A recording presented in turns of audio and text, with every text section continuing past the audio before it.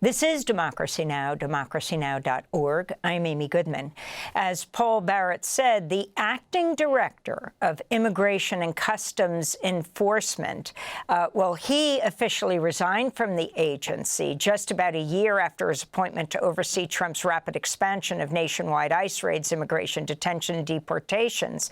Yesterday was Todd Lyons' official last day heading up ICE, after he announced in April he'd be stepping down by the end of May. Lyons was never confirmed by the Senate. During his tenure, he repeatedly defended ICE's tactics, even as the agency faced mounting scrutiny over its agents' violent crackdown on protesters and dehumanizing treatment of immigrants.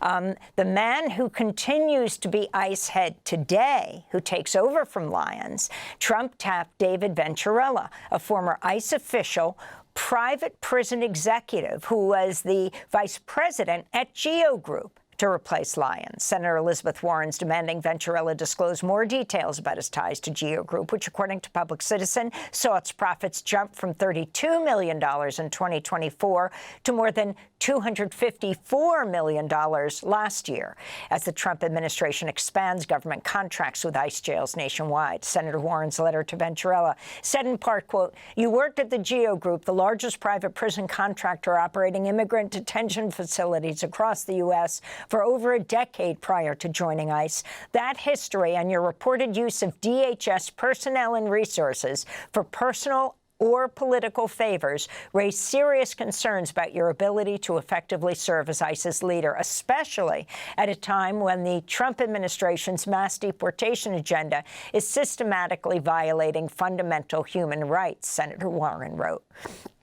For more, we're joined by Setareh Ghandehari, advocacy director at Detention Watch Network. Tell us more about who David Venturella is and what role GEO Group has played with the expansion of these for-profit private prisons around the country holding immigrants.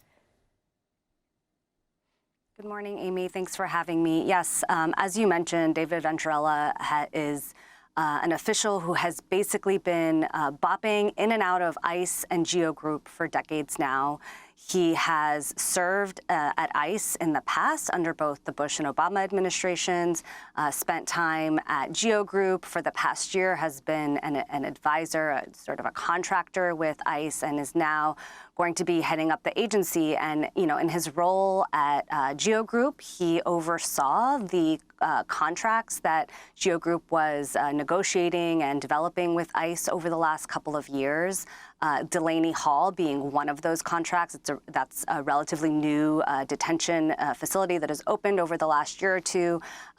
That one, along with several others that we had been keeping an eye on since the Biden administration opened over the last couple of years and have been detaining people in ICE custody now under the Trump administration. And as your guests previously mentioned, the conditions at these facilities, like the conditions at detention facilities across the country, whether they're run by GEO Group or one of the other private detention contractors or local or federal or state government, the conditions are horrendous. And Venturella has had sort of a really direct role in how all of this has developed over the last year, 2 years specifically, but really decades.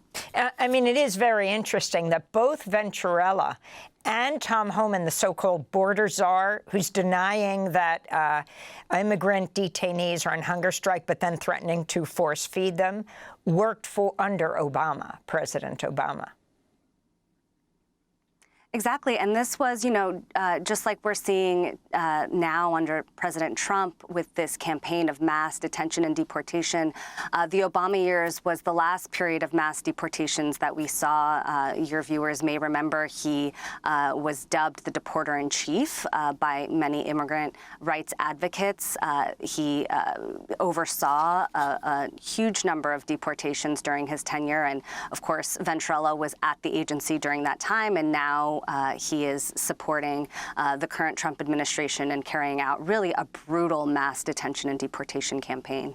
He was senior vice president at GEO Group, which runs Delaney Hall and many other immigrant jails. and now, starting today, is the head of ICE.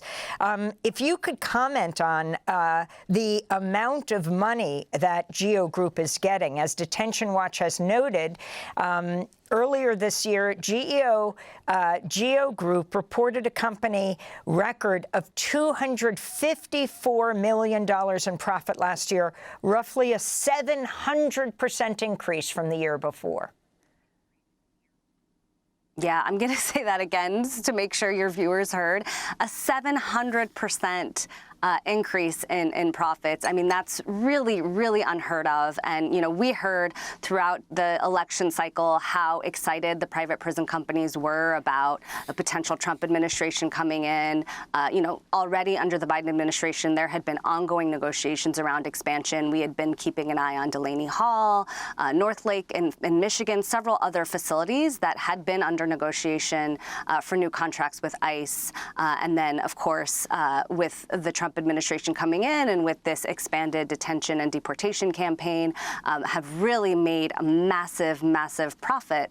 And I think it's really critical for folks to understand really the intricate relationship that private prison companies have with ICE. It's really revolving door. And this is a classic example, as I said before, Venturella being at ICE previously under Bush and Obama, and then going back to GEO and now back under the Trump administration. And it's really hard to see where the interests of ICE end and those of private prison companies begin. They're so intertwined that it's hard to see a separation between them. Finally, the Washington Post observed a federal ethics rule generally bars government employees from working on contracts awarded to their former employers for a year, but the administration granted Venturella a waiver from this rule. As an ICE advisor, Venturella has advocated for the use of warehouses to detain immigrants, a practice that's drawn nationwide outrage.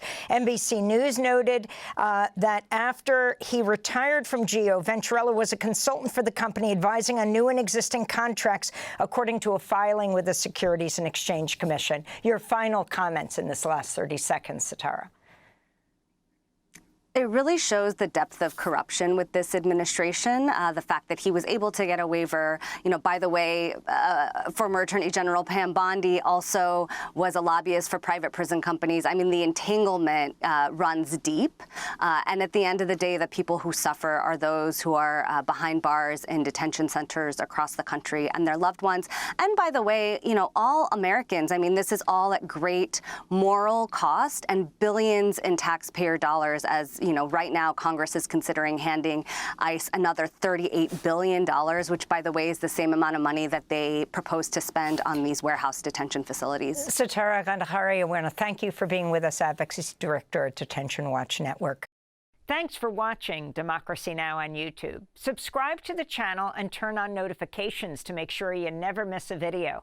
And for more of our audience-supported journalism, go to democracynow.org, where you can download our news app, sign up for our newsletter, subscribe to the daily podcast, and so much more.